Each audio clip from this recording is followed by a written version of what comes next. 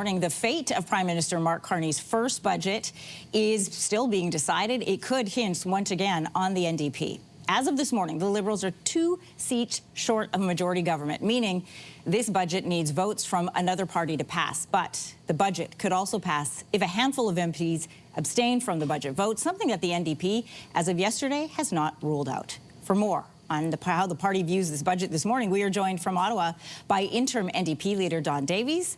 Mr. Davies, welcome to your morning. Good morning, Anne-Marie. Nice to be with you. Yesterday, you told CTV's Vashi Kapelos that you were going to meet with your caucus last night, and then this morning would have a clearer understanding of where you stand. So where do you stand as of 8 a.m.? Will you support this budget? Well, first of all, I just want to put this budget in a bit of context. You know, Canada is facing serious economic challenges. Unemployment is at its highest point in 10 years, particularly hard for young people to find a job. Half of Canadians are living paycheck to paycheck, and the cost of daily essentials, whether it's putting food on the table or paying rent, keeps going up. And our economy is facing weak growth and maybe bordering on recession, with President Trump seemingly intent on causing further damage. So that's kind of the context in which we see this budget. It's a critical budget at a critical time. And so we're going to take the time to study it and see if it's a budget that will actually address the serious affordability issues facing Canadians and helping the working families that New Democrats were sent to Parliament to represent. Well, New Democrats were sent to Parliament to decide on major decisions like this for the country, which includes voting yes or no on a budget. So will you vote to support this budget? Well, we don't know yet. I mean, we got the budget last night. It's, you know, about 1.5 inches thick, and it covers extremely important areas, everything from housing to job creation to infrastructure to... I'd like to point out that the other parties got the same budget, and they've already said no. Well, I think that's irresponsible. I mean, I think you saw the Conservatives in the Bloc signal even before the budget was out that they were intent on leaning against it. I don't think that's a responsible way for opposition to be. You know, I remember Jack Layton telling us that it's our job to come to Parliament and to be propositional and try to make Parliament work. I don't think judging a budget before you've read it meets that objective. So we're going to take the time today to discuss the various possibilities. We're going to review the budget in more detail, and we're going to consult with Canadians. You know, I think it's important we talk to stakeholders and go talk to people in our communities. We're on a break week next week.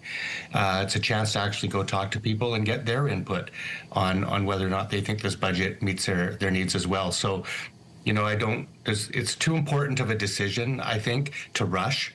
And the consequences of the decision are also, I think, extremely important, because the result of a vote on this could lead us into an election. Sure. So you've got that extra aspect to it. Mr. Davies, I heard you mentioned the late Jack Layton a couple of times, both to Vashi and to a press conference and again this morning. What NDP leader Jack Layton said was, you know, most Canadians, if they don't show up for work, they don't get a promotion. I would argue that Jack Layton said, show up to work, be in the House of Commons, and vote. That's your job. That's why Canadians sent you to the House.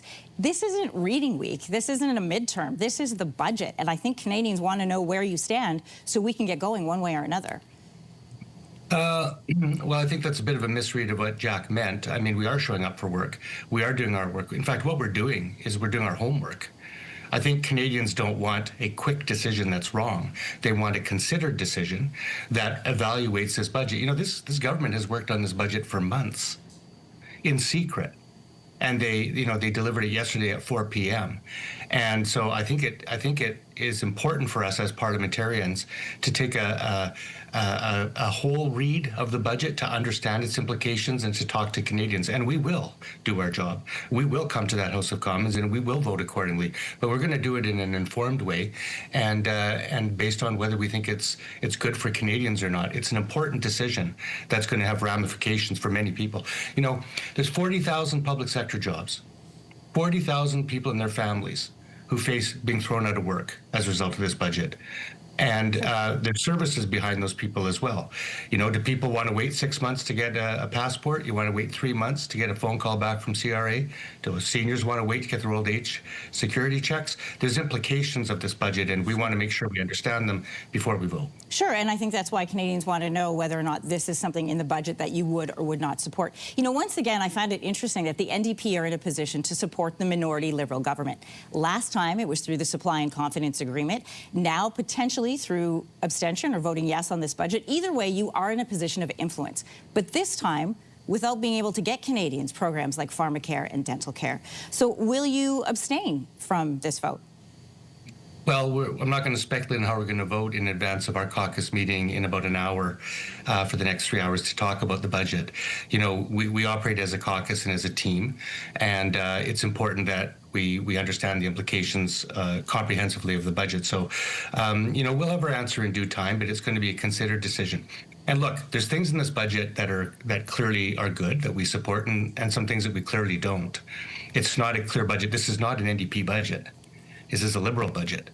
And it's not one that we had a chance to influence, mainly because Mr. Carney chose to act like he has a majority instead of reaching out to the parties to really invite us in to help shape a budget that we all could vote. So, you know, the drama and the brinkmanship that's being played right now is purely at the feet of Mr. Carney, who's decided to put the interests of the Liberal Party ahead of crafting a budget that could win the support of the majority of people in a minority parliament, which I think is his job. Sure, it is a Liberal budget because they are the government. They won the election. Again, I just want to ask you really quickly, are you going to vote, yes or no? When will we have an answer? Are you going to abstain? I think Canadians just want a clear answer. That'll come out in due course. You know, we're going to take our time, as I said, to understand the budget, to weigh the pros and cons.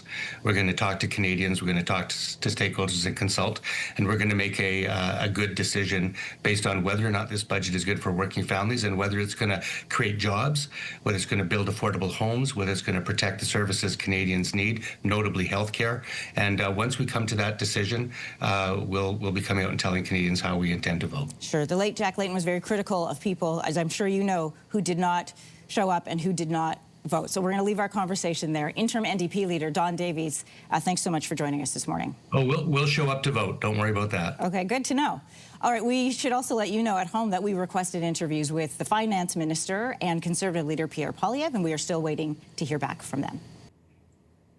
If you like that video, make sure to subscribe to the Your Morning YouTube feed, where you can find all kinds of new content posted every weekday morning.